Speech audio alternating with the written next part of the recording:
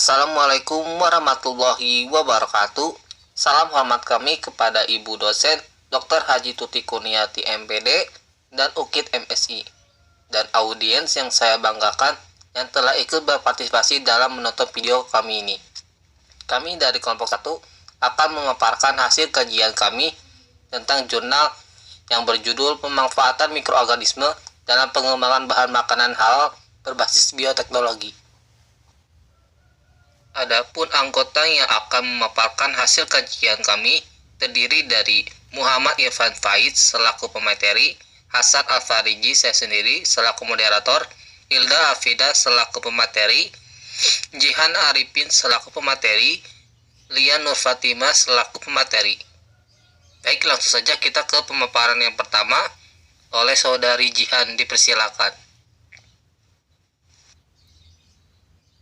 Baik, terima kasih kepada moderator atas kesempatannya. Langsung saja pada bagian yang pertama, yaitu abstrak. Bioteknologi mengalami perkembangan yang pesat hingga saat ini. Peranan bioteknologi sangat luas dalam pemenuhan kebutuhan manusia. Salah satunya di bidang industri makanan yang tidak terlepas dari penggunaan mikroorganisme. Sejumlah mikroorganisme tertentu digunakan dalam penyediaan makanan tradisional melalui fermentasi, seperti pada pembuatan yogurt, tape, keju, dan sayur asin. Mikroorganisme juga berperan dalam proses rekombinasi DNA sehingga menghasilkan produk makanan berkualitas seperti GMO atau Genetically Modified Organism. Di Indonesia, mayoritas penduduknya Muslim, sehingga penyediaan pangan sangat memperhatikan aspek kehalalan termasuk pada makanan hasil bioteknologi. Selanjutnya, bagian pendahuluan. Bioteknologi dibagi menjadi dua jenis, yakni teknologi konvensional, hasilnya itu seperti kecap, keju, yogurt, kefir, nata, tape, dan tempe. Dan bioteknologi modern hasilnya seperti enzim, glukosa hasil hidrolisis enzimatis, dan produk GMO. Bioteknologi modern dalam perkembangannya itu menggunakan teknologi rekombinasi DNA, menghasilkan varietas tanaman unggul dengan produktivitas tinggi. Mikroorganisme digunakan sebagai agen pembawa gen, seperti bakteri, fungi, dan yeast atau ragi, yang berbeda tergantung pada bahan dasar dan hasil apa yang diinginkan. Nah, penerapan bioteknologi ini bertujuan untuk menghasilkan makanan yang bernilai gizi tinggi. Namun, beberapa pihak mengkhawatirkan kehalalan dari produk pangan hasil bioteknologi ini, sehingga perlu diamati dan ditetapkan titik kritis kehalalan produk tersebut. Dalam jurnal ini akan dikaji mengenai perkembangan bioteknologi, mikroorganisme yang berperan dalam proses bioteknologi, serta mengamati status kehalalan produk hasil bioteknologi. Baik, terima kasih kepada saudari Jihan yang telah memaparkan. Selanjutnya, saya akan memaparkan tentang perkembangan bioteknologi. Bioteknologi di masa lalu sudah dikenal ataupun sudah lama dilakukan, yaitu dengan proses yang lebih sederhana. Namun setelah penemuan oleh ahli Louis Pasteur yang menemukan bahwa mikroorganisme ini dapat melakukan fermentasi, dan bioteknologi ini mengalami perkembangan pesat pada bidang pangan. Sedangkan pada perkembangan bioteknologi ini secara modern dimulai dari penemuan struktur DNA pada tahun 1950 yang diikuti dengan perkembangan bidang lainnya seperti bidang genetika molekuler, yaitu berupa penemuan enzim pemotong DNA, penemuan ekspresi gen, dan DNA rekombinan. Dan bioteknologi modern ini cenderung menitikberatkan pada rekayasa genetika yang didukung dengan peralatan yang modern sehingga menghasilkan produk skala industri yang lebih efektif dan lebih efisien. Selanjutnya kita ke mikroorganisme pengolahan makanan, di mana aplikasi bioteknologi ini sangat beragam dan meliputi beberapa bidang, salah satunya seperti bidang pangan, bidang pertanian, bidang peternakan, dan bidang lain-lainnya. Dan proses ini menggunakan mikroorganisme uniseluler ataupun multiseluler, yang mana interaksinya akan menimbulkan efek yang menguntungkan ataupun yang merugikan. Dan salah satunya pada bidang kedokteran dan fitologi, mikroorganisme ini dapat menyebabkan penyakit. Sedangkan secara umum, bahwasanya mikroorganisme ini memiliki banyak manfaat. Salah satunya pada bidang pangan, yang mana menggunakan mikroorganisme ini berupa bakteri dan fungi. Dan dalam pengolahan makanan ini banyak menggunakan bakteri seperti Actinobacteriaceae, Firmicutes, Proteobacteriaceae. Sedangkan pada fungi seperti berasal dari yeast ya maupun filamen nomus fungi. Baik, selanjutnya kita ke pemaparan oleh saudari Lia, dipersilakan. Baik, untuk selanjutnya saya Lia Nur Fatimah. Di sini saya akan menjelaskan mengenai bioteknologi tradisional berbasis fermentasi. Nah, seperti yang kita ketahui, fermentasi itu dikenal sebagai salah satu cara pengawetan makanan tertua di dunia. Bahkan pengawetan makanan melalui fermentasi bahan mentah telah digunakan sejak zaman Neolitik atau sekitar 1000 tahun sebelum Masehi. Nah, pengawetan makanan dengan proses fermentasi ini terjadi karena adanya pembentukan metabolit penghambat seperti etanol, asam organik yaitu seperti asam laktat, asam asetat, asam format, asam propionat, dan juga bakteriosin. Nah, selain untuk pengawetan makanan, fermentasi ini juga dapat menjadikan perubahan aroma, tekstur, dan rasa pada suatu makanan yang dibuat. Lalu, jika kita tinjau dari segi kesehatan, produk fermentasi ini mampu meningkatkan daya cerna dan kualitas nutrisi makanan, sehingga makanan yang dibuat itu memiliki daya cerna yang baik. Selain itu juga dapat meningkatkan nilai gizi pada makanan, meningkatkan keamanan pada makanan tersebut melalui penghambatan patogen, lalu juga dapat meningkatkan kualitas organoleptik pada makanan yang dibuat. Nah, pada proses fermentasi di Indonesia dapat diklasifikasikan menjadi 4 kategori berdasarkan proses pembuatannya.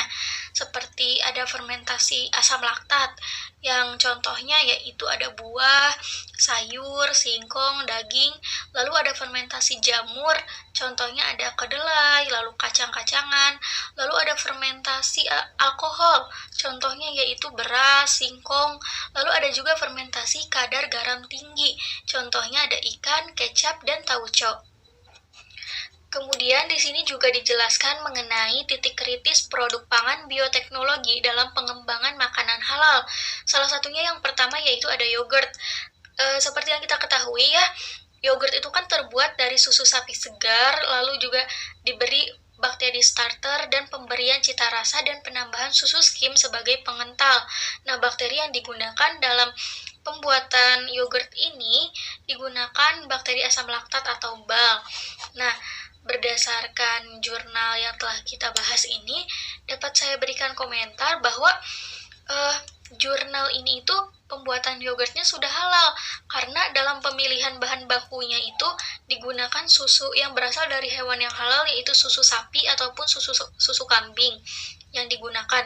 Selain itu juga proses pembuatan yogurt pada jurnal ini itu sudah baik dan memenuhi kriteria halal karena penggunaan starter berupa bakterinya itu bakteri yang disucikan terlebih dahulu. Jadi pada proses penumbuhan dan perbanyakan bakterinya itu digunakan media yang baik gitu, bukan media yang tercampur dengan media haram seperti babi maupun darah atau lainnya. Jadi sesuai dengan Fatwa MUI nomor 1 tahun 2010 tentang penggunaan mikroba, produk mikrobial dalam produk pangan.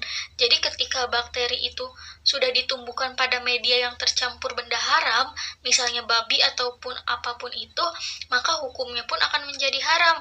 Sedangkan pada jurnal ini, bakterinya itu ditumbuhkan pada media yang halal dan disucikan terlebih dahulu. Maka produk pembuatan yogurt pun bisa dikategorikan sebagai produk pangan bioteknologi yang merujuk pada makanan halal. Terima kasih kepada Saudari Lia yang telah memaparkan penjelasannya. Selanjutnya kita ke pemaparan berikutnya oleh Saudari Hilda. Dipersilahkan. Assalamualaikum warahmatullahi wabarakatuh. Saya Hilda Afida Yulia Putri dengan NIM 11820600044. Dalam jurnal dijelaskan bahwa tape terbuat melalui proses fermentasi dengan menggunakan mikroorganisme yaitu kapang dan kamir. Pada proses fermentasi tape memanfaatkan respirasi secara anaerob. Hasil akhir dari fermentasi tape menghasilkan karbon dioksida dan alkohol. Rasa tape yang terkadang memiliki rasa asam, hal ini dipengaruhi oleh bakteri Acetobacter aceti yang berperan mengubah alkohol menjadi asam asetat. Menurut fatwa MUI tahun 2003, tape dan air tape tidak termasuk dalam kategori kamir kecuali apabila memabukkan. Selanjutnya, dalam jurnal dipaparkan bahwa keju adalah salah satu produk bioteknologi yang berasal dari penggumpalan protein susu. Keju dibuat melalui proses fermentasi dengan menggunakan bantuan mikroorganisme Streptococcus thermophilus, Lactococcus lactis, dan Leuconostoc mastoides. Acuan dari kehalalan keju berasal dari bahan baku yang digunakan, yaitu susu. Susu berasal dari sumber hewani dan nabati. Susu yang berasal dari nabati, kehalalannya sudah dipastikan, sedangkan susu yang berasal dari sumber hewani, kehalalannya masih diragukan karena apabila sumber susu itu berasal dari susu sapi, susu kambing, susu unta, maka termasuk kategori halal. Sedangkan apabila susu itu berasal dari sumber hewan yang tidak halal, maka dipastikan keju tidak halal. Selanjutnya, dalam jurnal dijelaskan bahwa sayur asin adalah makanan yang terkenal di Indonesia, khususnya di Jawa Tengah. Bahan utama yang digunakan berasal dari sayur-sayuran, yaitu sawi, kubis, dan genjer. Fermentasi pada sayur asin dilakukan dengan memanfaatkan beberapa mikroorganisme, diantaranya yang adalah Leuconostoc mastoides, Lactobacillus brevis, dan Pediococcus cerevisiae, dan Lactobacillus plantarum. Pada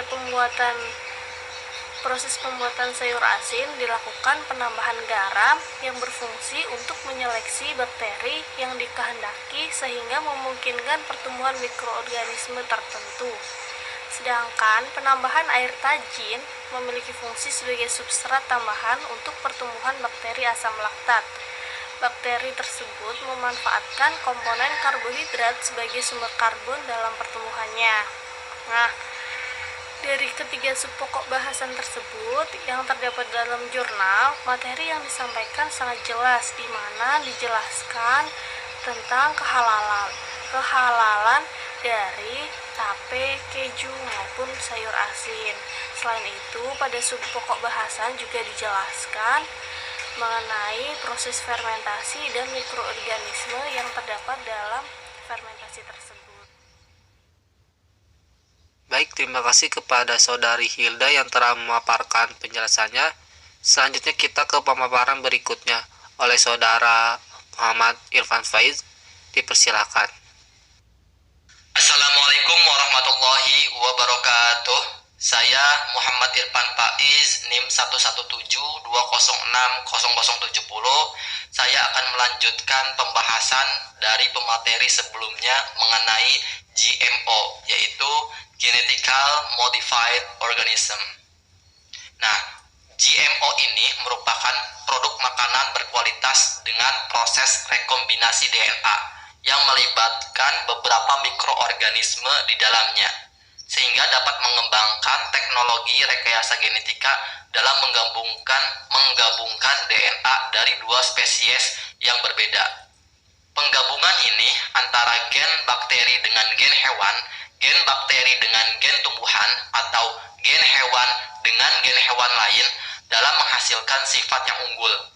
Menurut Islam dan Fatwa MUI nomor 35 tahun 2013 tentang rekayasa genetika dan produknya, dalam melakukan rekayasa genetika terhadap hewan, tumbuhan, maupun mikroorganisme, sifatnya adalah mubah, yakni diperbolehkan, asalkan terdapat aspek kebermanfaatan, tidak membahayakan terhadap manusia maupun lingkungan, serta tidak menggunakan gen atau bagian dari tubuh manusia.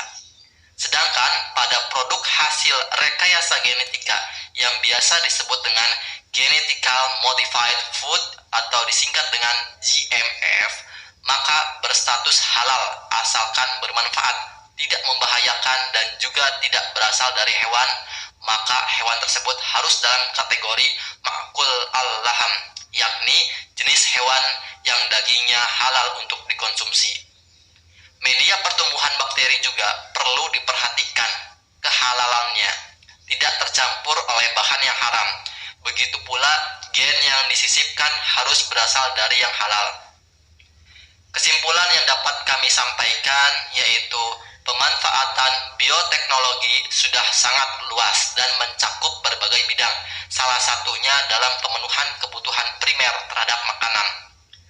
Bioteknologi memadukan teknologi dengan bantuan makhluk hidup, misalnya mikroorganisme.